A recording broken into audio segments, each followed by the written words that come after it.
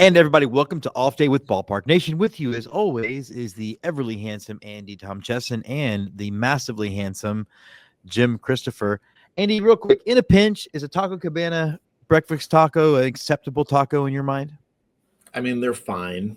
They're better than taquitos, and I know that I will have a bunch of Texans mad at me, but taquitos are garbage. They're straight fucking garbage. Taquitos are garbage. Yeah. It's American cheese, first of all, which is not a cheese and should not be used in food at all. And I know my wife even hates that opinion because grilled cheese in her world can only be made with Wonder Bread and Kraft Singles. And I don't get that because the Wonder Bread part especially kind of gets me. But literally, it's the American cheese is garbage. And then you combine it with some what are not fresh eggs, and then whatever your meat choice is, and a really shitty tortilla, and then shitty paste salsa, throw it together, it's a taquito. It's the worst breakfast in the world, but you will find many Texans who claim, oh my God, Whataburger taquitos, I got to have them at 3 a.m. There are other things open. A Jack in the Box taco is more acceptable than a taquito at 3 a.m. Having said all that, amen. I partake of the Taco Cabana breakfast tacos often. They're cheap, they're easy, they're accessible. Their salsa makes the difference, so they're fine. There are certainly better examples. The buttering of the tortilla also. Right. There are certainly better examples of breakfast tacos, and anybody on here can get into either place in Austin or Houston that has 16 different places that are better than Taco Cabana. But Taco Cabana to me is like the Rudy's of breakfast tacos. Yeah. It's fine. It's consistent. It's not the best example, but it's certainly not the worst example. So I think you're fine. Plus that drink you just held up is a medium drink in Taco Cabana land. Yeah. And they actually have for some reason, they have the best Dr. Pepper. I don't know. But, when you talked about the taquito, it reminded me of taquitos remind me of when you go to a baseball game and it's Dollar Dog Night and they hand you a pre-aluminum foil wrapped hot dog that's now become a mushy substance because of all the humidity inside the wrapping versus a hot dog. That's the same difference.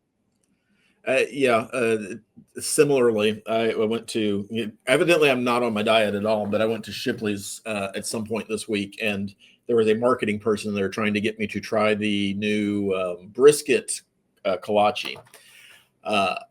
It's bad, guys. It's really bad. It's if you remember, if you had the opportunity at your school lunches when they had barbecue sandwich day, and you saw them scoop out the brisket with an ice cream scooper and plop it on a bun, that's the consistency, just with not as good a flavor. I'm about to say, because sometimes I loved those lunchtime. Now they gave it to me for free, and I had a couple bites, and I filled out the survey, but I shared the exact same opinion you just shared with you. Avoid that thing like the plague. The one thing it does have going for it is huge. It's literally like this big. Your regular kolache is like this. So if you need a volume of food.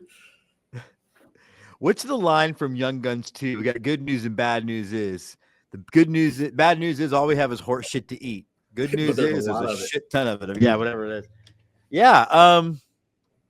First of all, I believe I've never been on board with brisket as a breakfast meat anyway. So I know that again makes me kind of some kind of pariah. But when I wake up in the morning, I want bacon or I want sausage, and that's really the beginning and end of it for me. Sure. Yeah, so I could throw some barbacoa in there. That's fine. I mean, it's but you're adventurous. You're more adventurous than I am. A largely sauced meat inside a pastry as a break in my fast kind of meal. Yeah, but you're also a bit more of a. I am not adventurous food wise at all, so I would never eat barbacoa. Yeah, it's fine. Yeah, but. Andy, we are of a certain age, which means we're going to start seeing pop culture icons that we loved as a kid shuffle off the mortal coil, and not in like plane crashes or drug-induced blazes of glory, but in fact, old age. Although in this case, Gene Hackman might not have just been old age. They're still looking into that. Gene Hackman died, and I wanted to dive in a little bit on where did he rank on your favorite actors list, and what were some of the movies you liked? I certainly have my own favorites.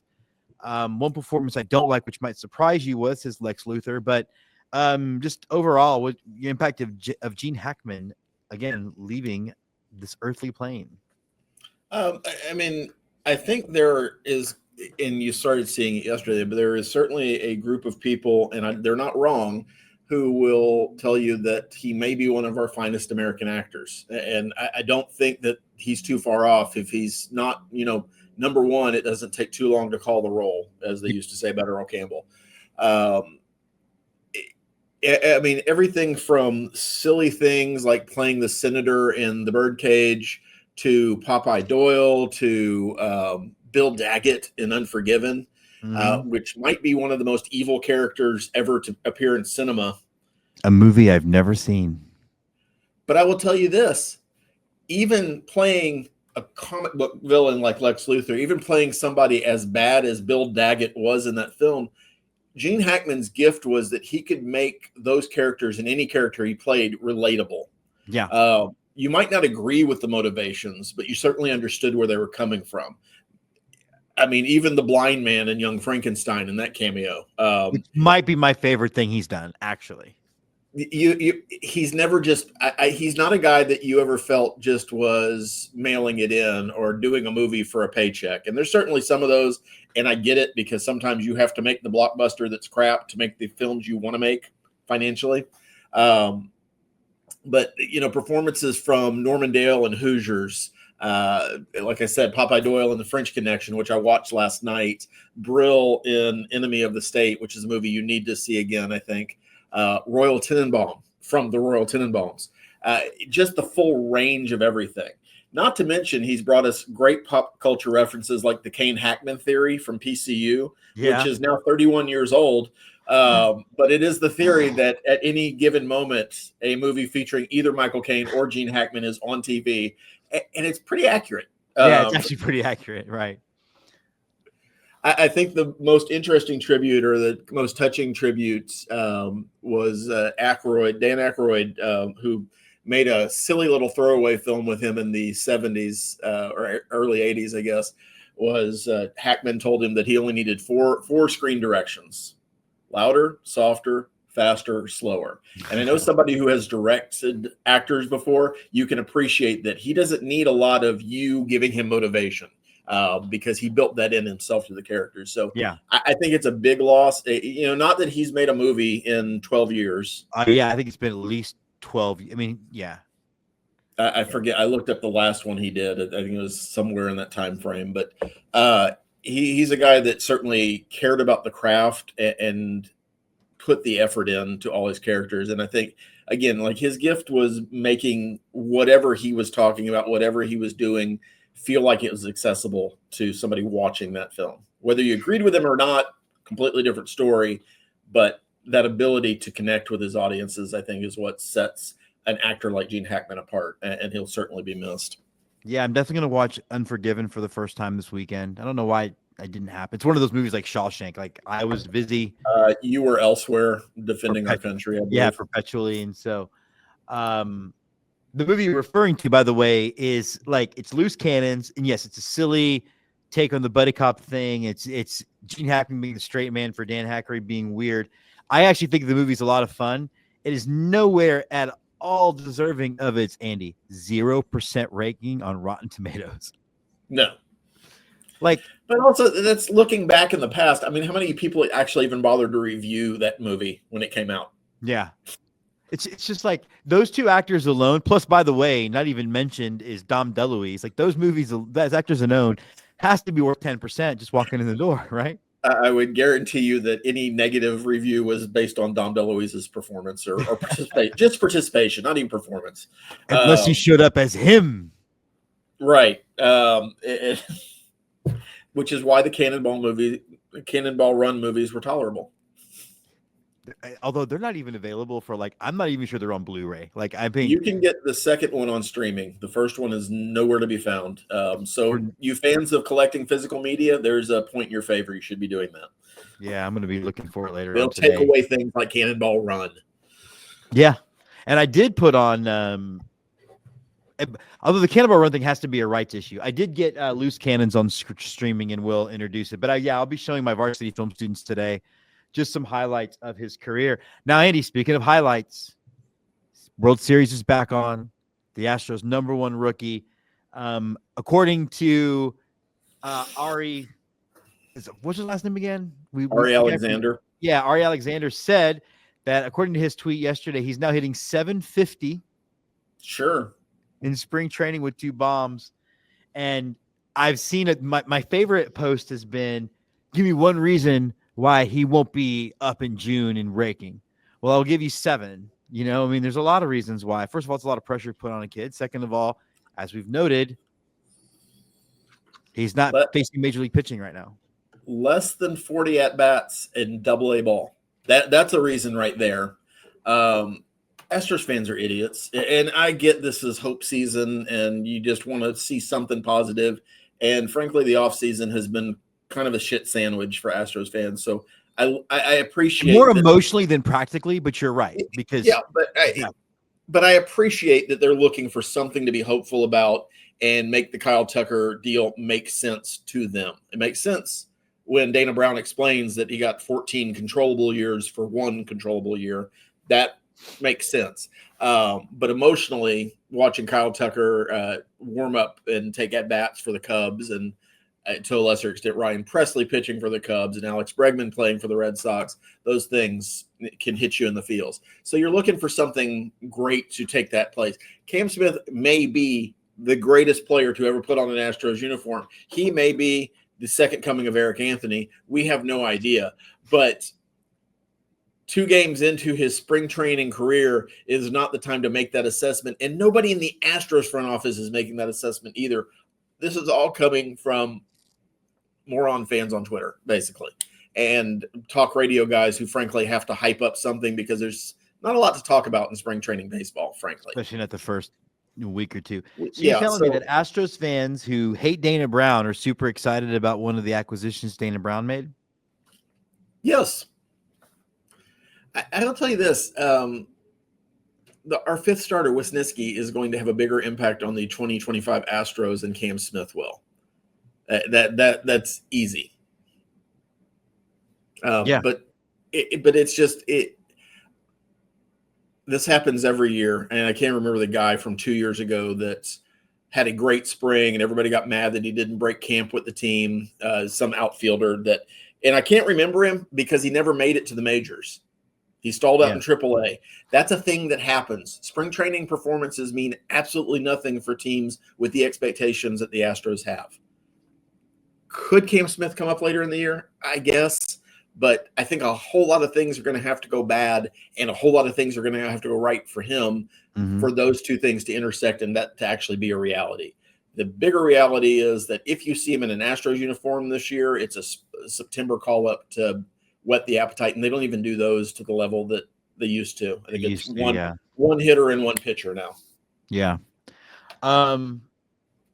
Totally agree. I have been impressed, however, though. I mean, some of the different arms that now, of course, the difference about getting excited about some of the younger arms is most of these guys were dealing in AAA and AA last year and are now getting their first call up with the big league team.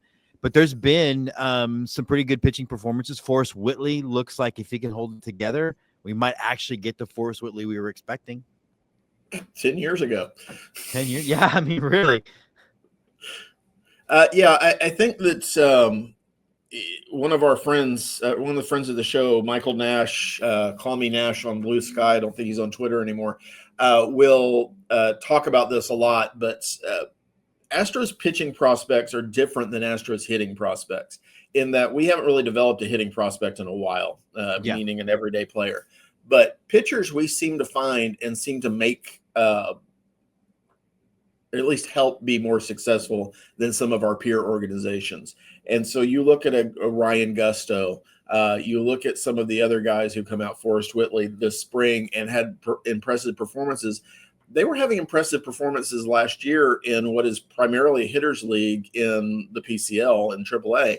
And the Astros have the ability to reach these guys on a level that they can process the information they're getting and turn that into performance. So, as he says, and I kind of agree with him, I don't worry as much about the pitching side of our world. I think we've got a as good a rotation as 10 of the teams, 12 of the teams in the American League. You don't really need more than that because that's a playoff berth. With the potential of, and I'm going to say this out loud, I'm going to regret it, Lance McCullers Jr. and Luis Garcia coming back in the first half of the season, and possibly Christian Javier coming back in the second half of the season. So you've got starting pitching depth. You're going to have bullpen depth. You've got to find a few holes. Hopefully Forrest Whitley is one of those guys. But as we've seen over the past couple of years, it probably takes 8 to 10 guys starting games to get you through a season. And so it's encouraging what we've seen so far, and what we saw last year, more importantly, that the Astros have guys that can fill those spots as they come up for starts.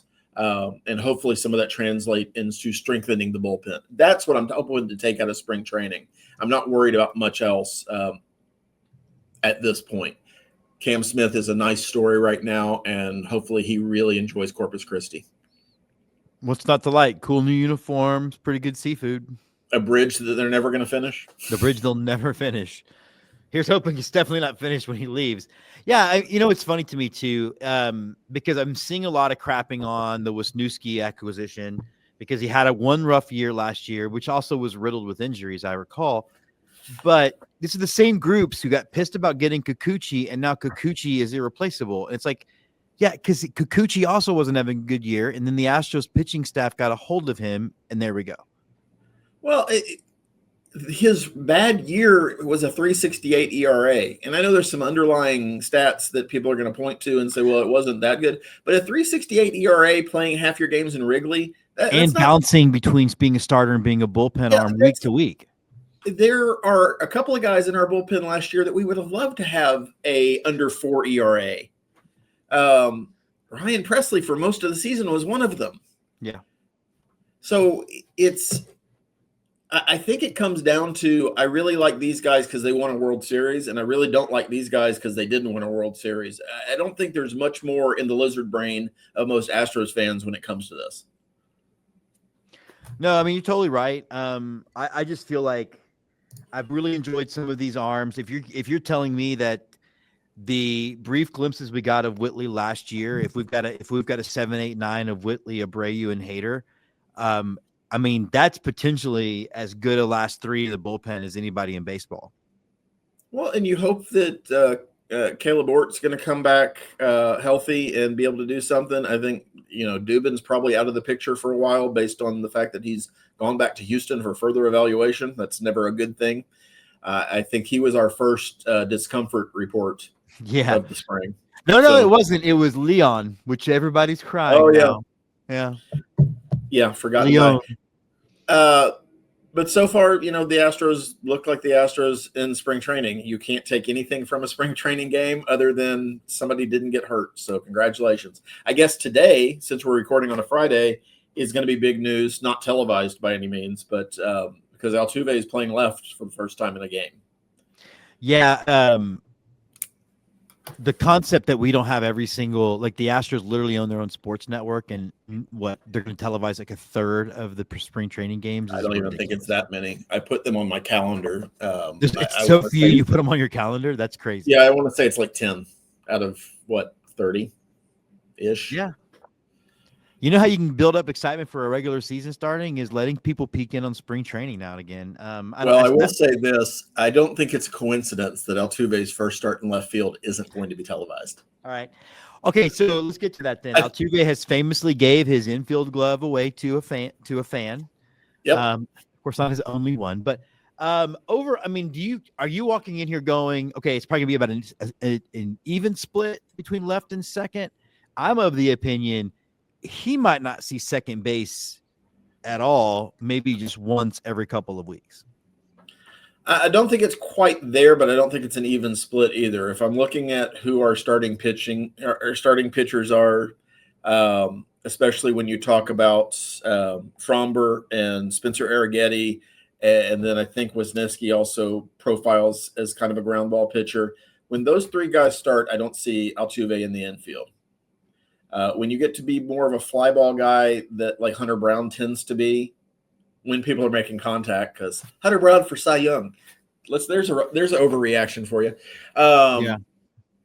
But that's where I see it's kind of the same game we've played with Alvarez in the past couple of years. When we've got Fromber pitching and Sure. he's going to throw ground balls, you can stick Alvarez out in left field because the opportunities are going to be less.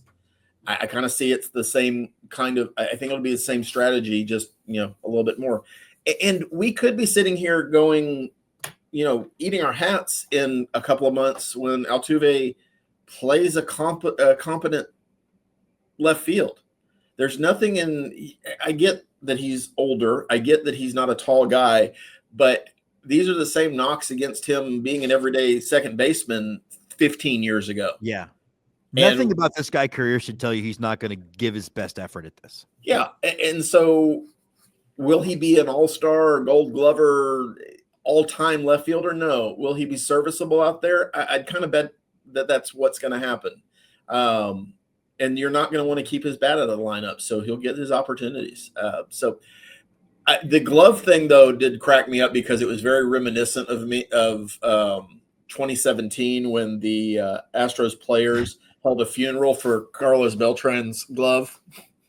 They didn't hold a funeral for Carlos Beltran's trash cans, though, did they? They did not, because we weren't talking about Bruno at that point. Yeah, that was a pretty big hole they would have had to dig anyway.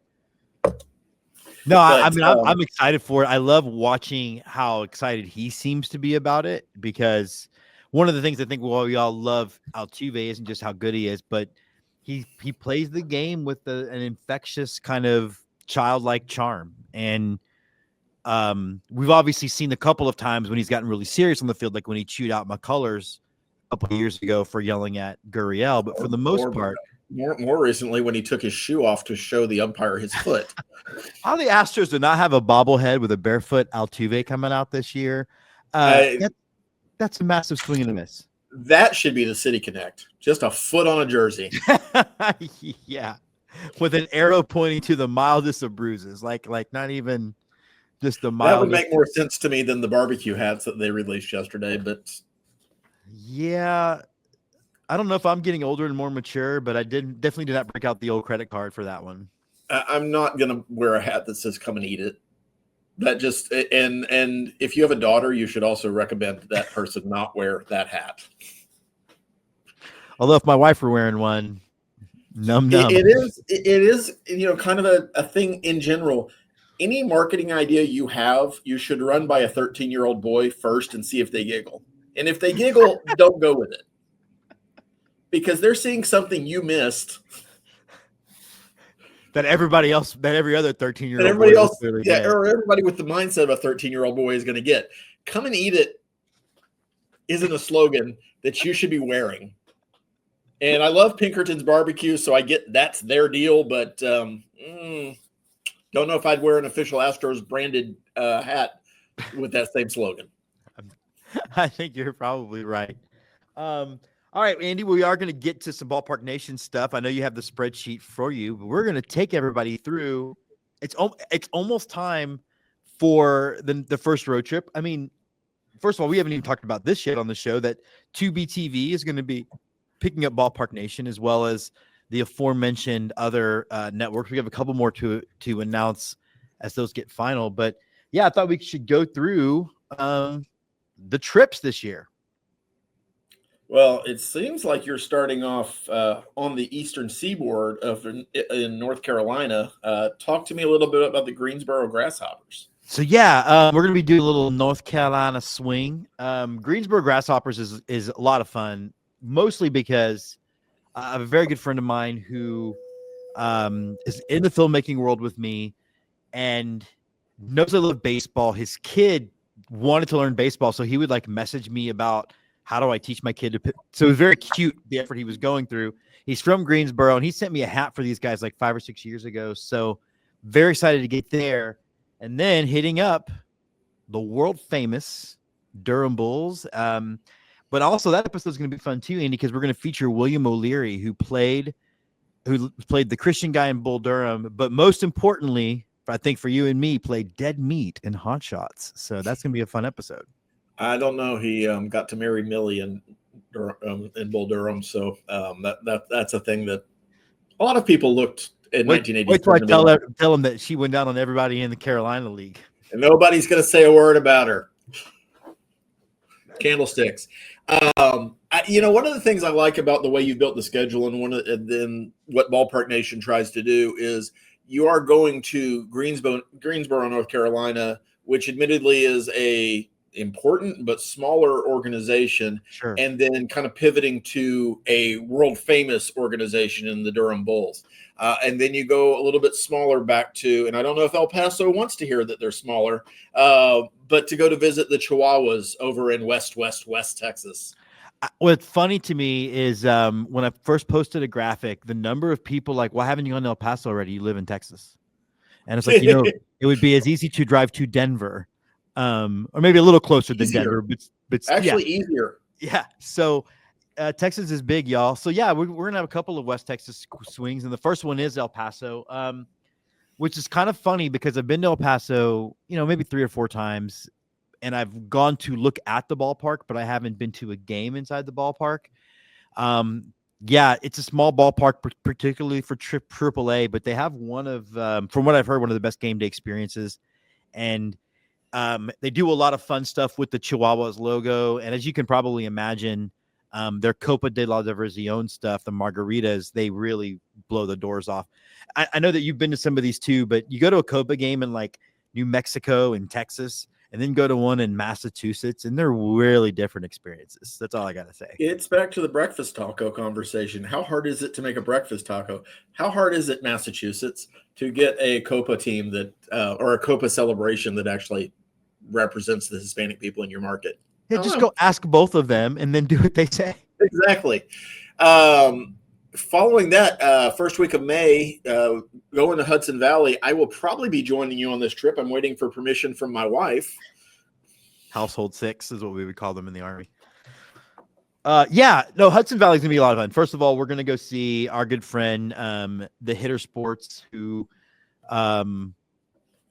his reactions to Yankee games, if you're not following him on Twitter, he's probably the most deprecating, angry Yankee fan, and it's hilarious. Like where Emily Nyman, who we love, keeps a certain degree of positivity or sort of jaded indifference.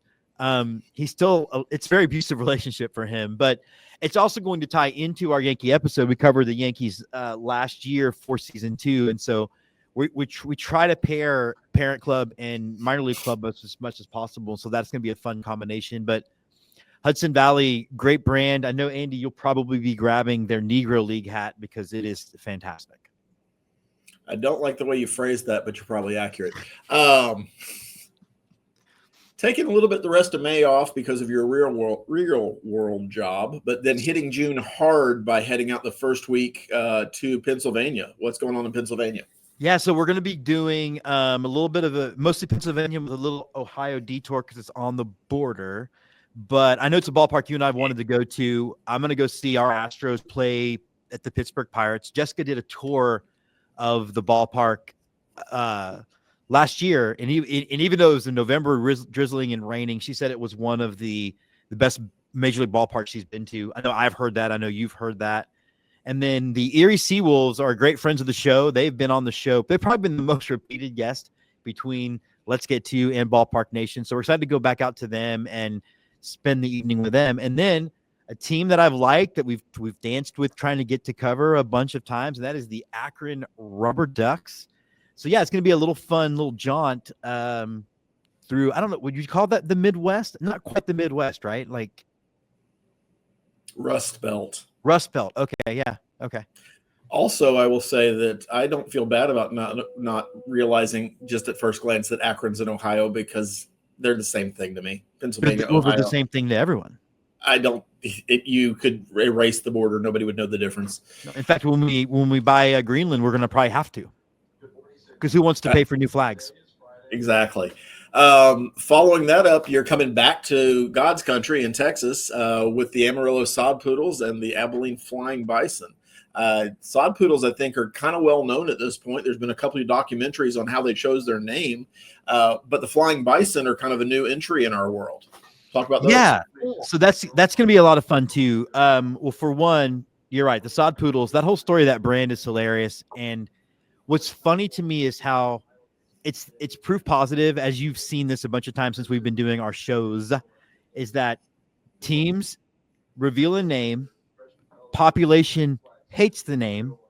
2 weeks later, first hat comes out, and now they violently defend the name to anybody. It's almost like, well, we felt the way when we first heard Space Cowboys, and then we saw the logo and everything. You're like, well, actually, this is kind of badass. So I'm excited to get out there. Flying Bison is going to be a lot of fun. Abilene is actually no stranger to baseball. Like much of West Texas, they've had baseball in some form or another for over 100 years.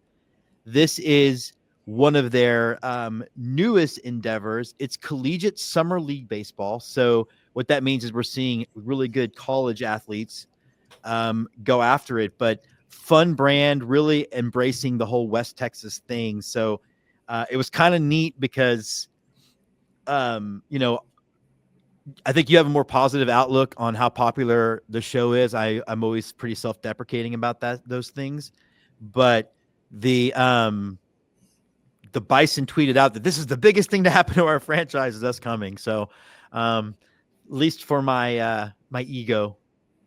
Your ego is important. I also think it's interesting to know that you mentioned Abilene's got a rich history with pro and semi-pro baseball. I think we could challenge contributor Andrew Nelson for our show.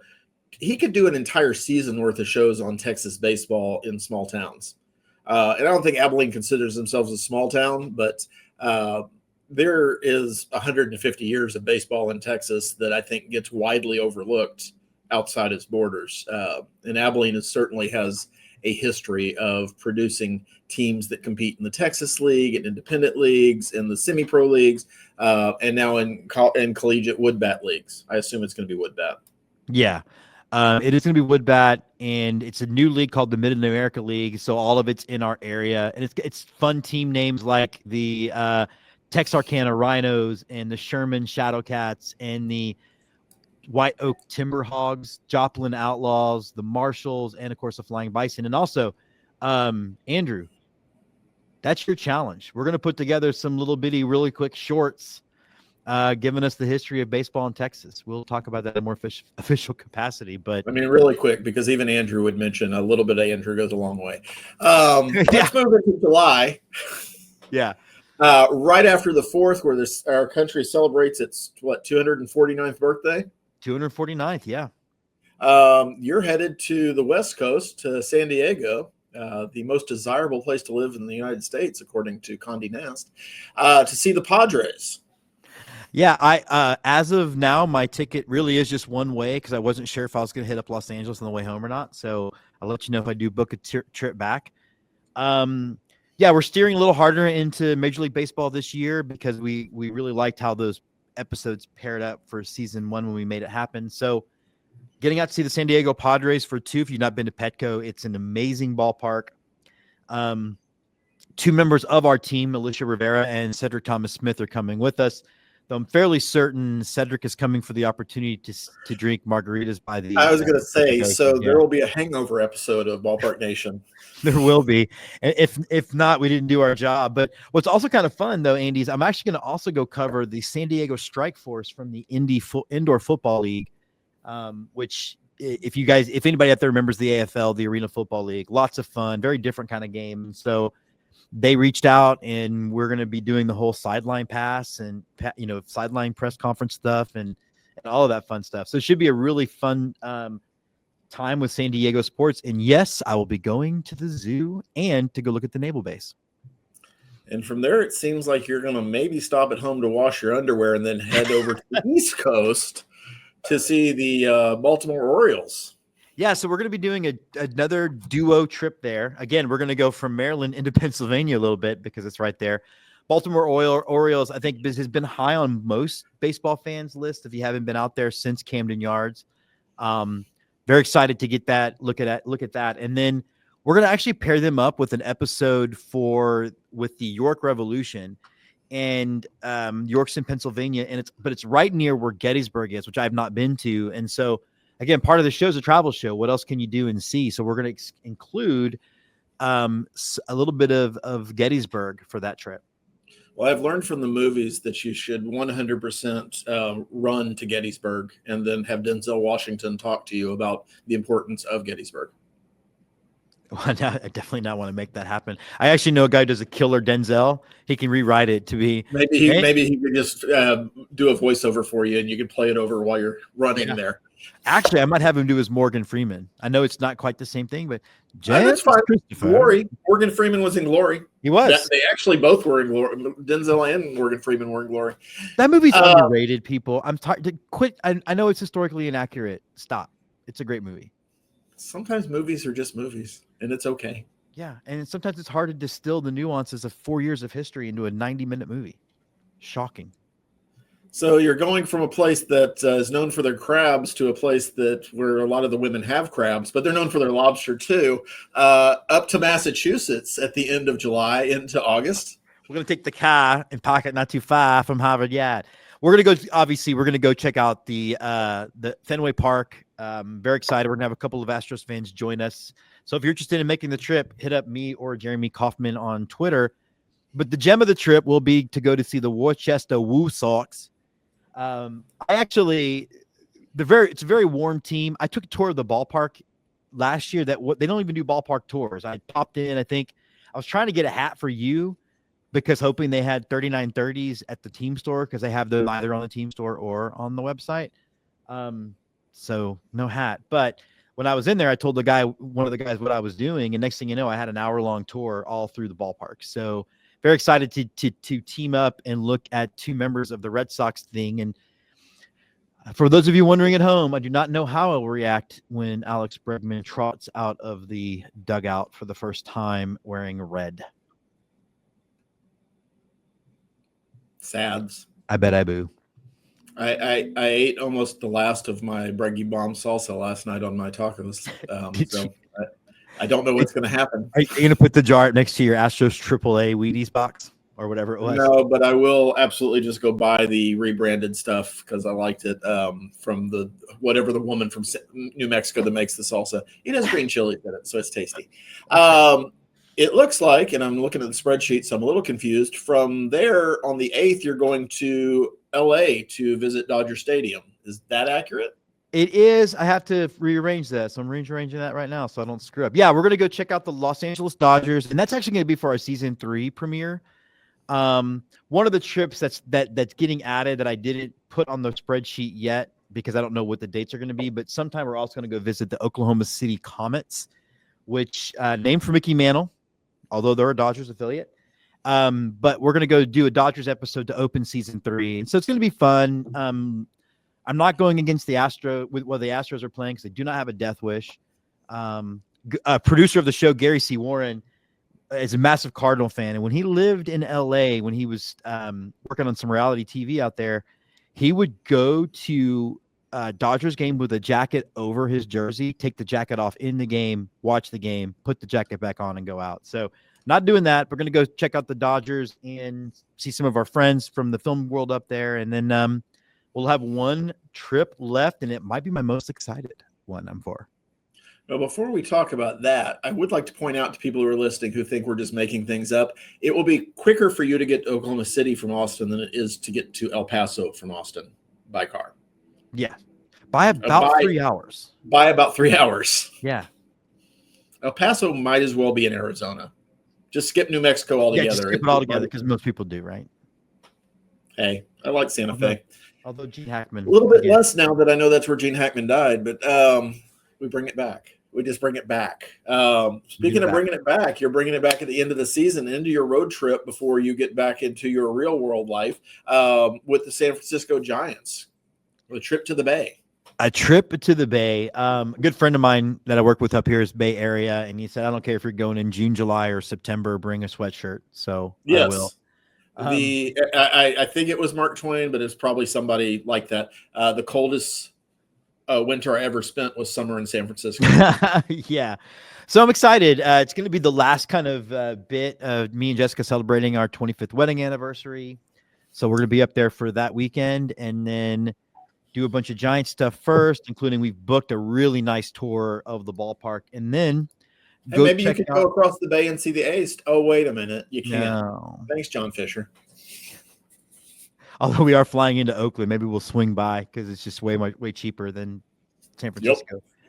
But then we're also going to go check out movie sites that, it was Dirty Harry obviously filmed there. Obviously The Rock was filmed there, but also Vertigo. So, and we're going to go to the Redwoods where Return of the Jedi was shot. So we're going to do a whole bunch of little stuff when we're out there.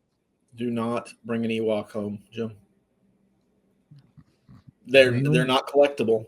I really want to bring at least one. And frankly, you can't afford the budget to feed them. They eat a lot. They eat a lot. Well, that's our trip. And now let's jump into some clips from your Texas A&M Fighting Aggies, my Longhorn Texas people, and of course, the Houston Astros with another division clincher. Scott has not given up a hit. Will Clark. There it is.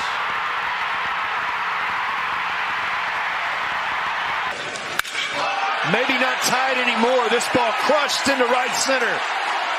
Get out of town! 19th of the year.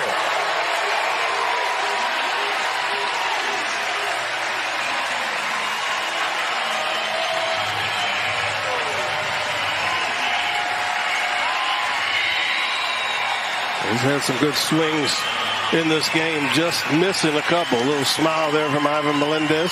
Third down and about 15. Stenstrom being pressured. There's Marcus Buckley. Fumble. And was it a fumble?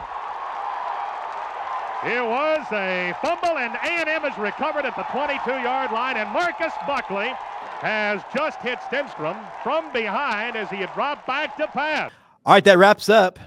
I'm surprised you didn't have Cam Smith's 2 home runs as your highlight, Jim. I thought about it, but that just seemed like a lot of work, and I already downloaded the division thing, and sometimes these take a while to rip. So, sure. Fair. Maybe, what I'll do? I'll put together a montage of all of his spring training home runs, and here's hoping it's not just those 2. Yeah. Had a single yesterday, so free. 750. Andy, any final thoughts before we hit the road? Final thoughts for me are that A&M fans need to chill out. Yes, there was a hiccup on Sunday in 30-degree weather. And, we lost to Texas State on a Tuesday night playing basically all freshmen. Can you explain to people how when you're a visiting team on Tuesday night, you're throwing your best, but teams like A&M are not? Correct. And I don't think that I want to say that Mike Early was not trying to win the game because that is not accurate. But you look at who we pitched. We didn't throw any of our top 5 bullpen guys. Yeah. And when you talk about a pitching staff that you're not throwing your top 5 guys, well, that means you're throwing your 5 next best guys, 3 or 4 of which were freshmen, true freshmen. So you're trying things out early in the season. You're trying to see what's working. Should we have scored more runs against Texas State and made it not a moot point? Yes. Should we not have walked 13 guys that game or whatever the number was? 100%. But it's a loss in a really long season, and baseball is not football. So please just chill the hell out. The other thing, too, is I think your fan base, not that mine's not equally irrational, but sweeps are great. Win series, and you're going to be exactly where you want to be, hosting a super regional, all of that stuff. We are so emotionally beaten down by football that we can't think straight about any other sport. So just it'll all work itself out in the wash. This team has high expectations. They have enough talent to fulfill those expectations. Totally. Let the season play out a little bit. Yeah, and if you want to worry about stuff, maybe start worrying at the end of March. Yep. Yeah. Speaking of, before we get out of here, someone told me that the Longhorns are not going to make the tournament for basketball. I don't know why that is or isn't. Please explain it to me like I'm 5. They've kind of tanked is the wrong word. They're not playing well right now, and so it will depend on kind of how they basically need to. I think the way I'm reading it right now is they need to win a couple games in the SEC tournament to be a lock. I would be surprised if they don't make the tournament, but right now they would be considered a bubble team. Just haven't won enough games, and there's more teams that have won a lot. It's also hard because they are in the SEC, and there's something like 12 to 14 of the 16 teams. Yeah, the SEC has become the old ACC as far as basketball. It is a very good basketball league right now. Certainly better than the Big 12 is, although I think the Big 12 has a better team than anybody in the SEC. So that's interesting.